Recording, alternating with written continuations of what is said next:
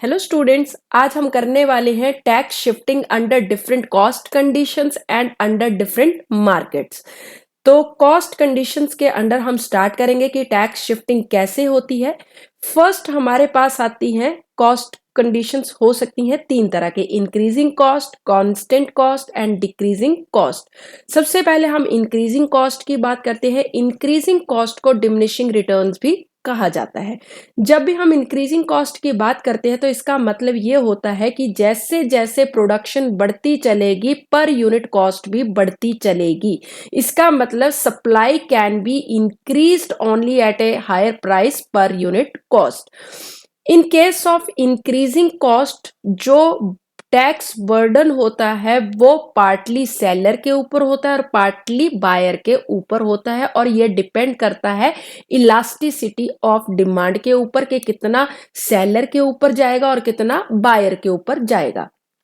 अगर डिमांड जो है वो लेस इलास्टिक है, लेस इलास्टिक का मतलब इन इलास्टिक, मतलब इन इलास्टिक का मतलब कि बायर जो है डिमांड में ज्यादा चेंज नहीं करेंगे, उनको जितना खरीदना है वो खरीदना ही खरीदना है। तो उस केस में जो है इंसिडेंस ऑफ टैक्स जो है ज्यादा बायर को बियर करना पड़ेगा, क्योंकि बायर के लिए जो डिमांड है वो इन इलास्टिक है। इसी तरह से अगर डिमांड जो है ज्यादा इलास्टिक है तो उस केस में क्या है, बायर जो है डिमांड जो है वो चेंज कर सकते हैं प्राइस के बढ़ने की वजह से या कम होने की वजह से। तो यहाँ पे जब डिमांड ज्यादा इलास्टिक होगी तो उस केस में ज्यादा टैक्स जो है वो उसका बर्डन जो है वो सेलर को बियर करना पड़ेगा। उसके बाद आता है कांस्टेंट कॉस्ट। कांस्टेंट कॉस्ट को कांस्टेंट रिटर्न भी कहा जाता है।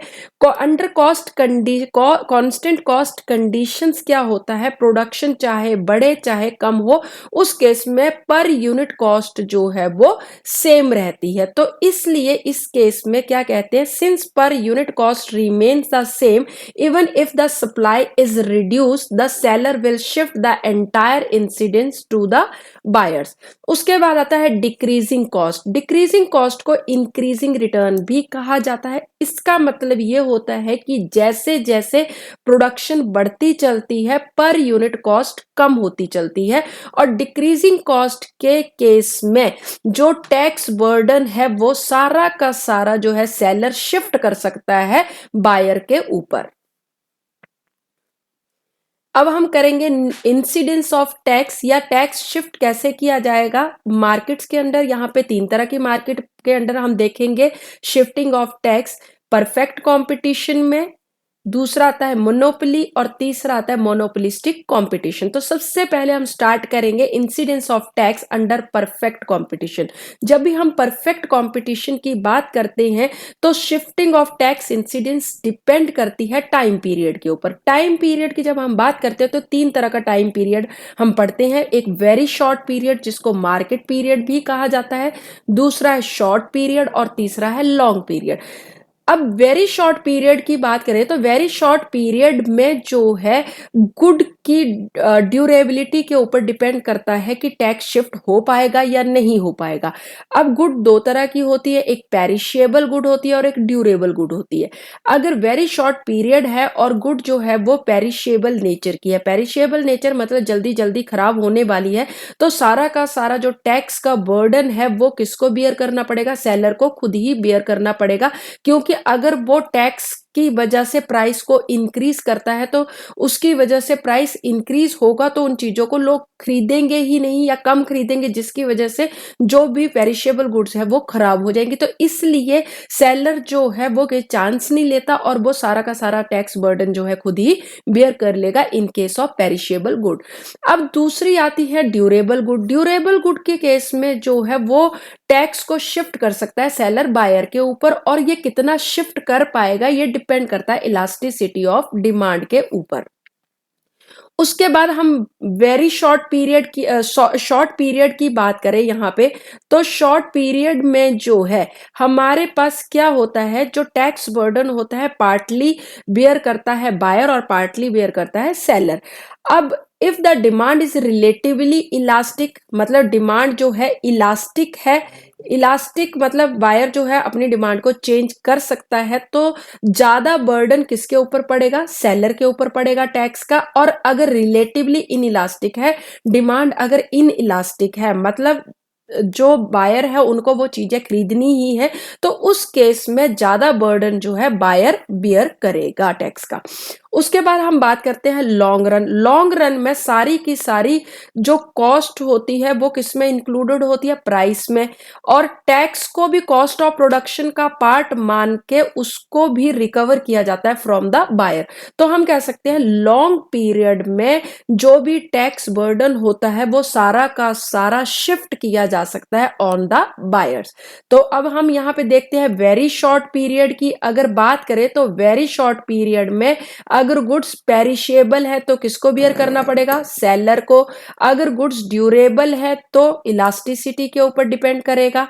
उसके बाद शॉर्ट पीरियड की बात करें तो शॉर्ट पीरियड में भी डिमांड की इलास्टिसिटी को देखा जाएगा। अगर डिमांड इन इलास्टिक है तो बायर बियर करेगा, और अगर डिमांड जो है इलास्टिक है तो सेलर को टैक्स बर्डन बियर करना पड़ेगा इन केस ऑफ शॉर्ट पीरियड। और लॉन्ग पीरियड की बात करें तो लॉन्ग पीरियड में सारा का सारा जो बर्डन ऑफ टैक्स है वो सेलर जो है बायर के ऊपर शिफ्ट कर देता है।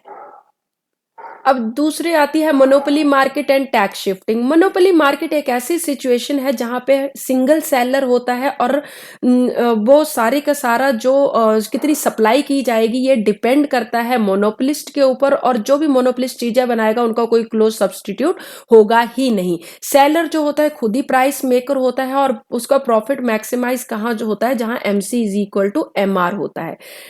टैक्स क्योंकि इंक्रीज करता है कॉस्ट ऑफ प्रोडक्शन को। अब मोनोपोली टैक्सेस जो होते हैं वो दो तरह के होते हैं, एक होता है लमसम टैक्स और दूसरा होता है एड वॉलरम और स्पेसिफिक टैक्स भी इसको कहा जाता है।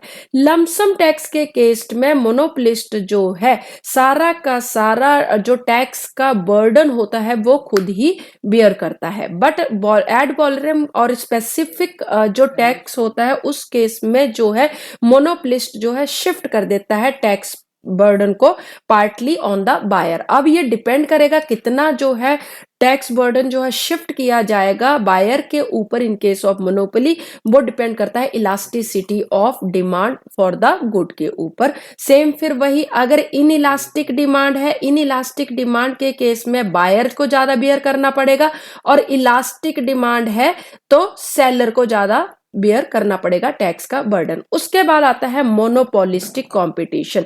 Monopolistic competition and tax shifting. Monopolistic competition एक ऐसा मार्केट है जहां पे बहुत सारे सेलर्स होते हैं और जो सेलर चीजें बनाते हैं वो एक तरह की ही होती हैं, मगर प्रोडक्ट डिफरेंशिएशन होता है, मतलब थोड़ा बहुत प्रोडक्ट डिफरेंशिएशन होता है, क्लोज सब्सटीट्यूट होते हैं एक दूसरे के।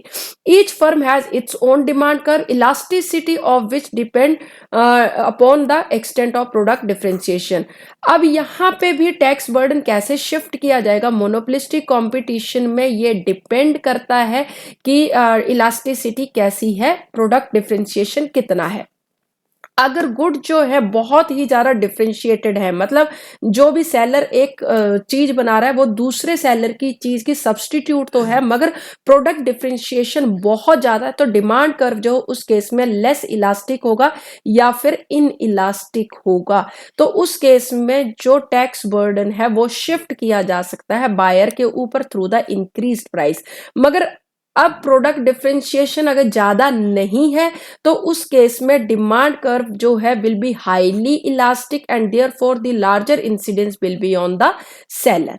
उसके बाद हम देखेंगे फैक्टर्स कौन कौन से हैं जो इन्फ्लुएंस करते हैं process of shifting of tax. Elasticity of demand and supply तो इफेक्ट करती ही है शिफ्टिंग ऑफ टैक्स को, बट उसके अलावा भी बहुत सारी चीजें हैं जो शिफ्टिंग ऑफ टैक्स को इन्फ्लुएंस करती है, जैसे form of coating the price, rate of tax क्या होगा, टाइप ऑफ मार्केट क्या है, कितने सब्सटीट्यूट अवेलेबल है, जोग्राफिकल कवरेज कैसी है, time allowed for tax shifting कितना है, जनरल इकोनॉमिक कंडीशंस कैसी है, कंज्यूमर कितने फैमिलियर है उस पर्टिकुलर सेट ऑफ प्राइसेस के ऊपर, या पब्लिक पॉलिसी एक्सेट्रा।